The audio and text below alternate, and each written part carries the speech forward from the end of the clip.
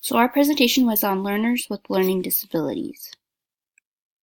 The definition from the IDEA is a disorder in one of more of the basic psychological processes involved in understanding or in using language, spoken or written, which disorder may manifest itself in the imperfectly ability to listen, think, speak, read, write, spell, or do mathematical calculations. Classification. It is a neurological disorder which affects a person's capacity to get, store, interpret, remember, or communicate information. So people can have things like dyscalculia, where they have problems with numbers, dysgraphia, where they have problems with handwriting, or dyslexia, where they have problems with reading. Prevalence. About 1 in 7 or 15% of Americans have some kind of learning disability.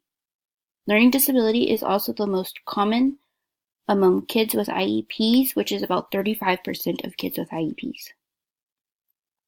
Causes. Learning disabilities are often hereditary, meaning they run in families. Can also be caused during pregnancy from things like drug use, alcohol use, injury, malnutrition from the mother, oxygen deprivation, premature birth, or long labor, and can also be caused through postnatal events like traumatic injury, severe malnutrition, or exposure to poisonous substances like lead.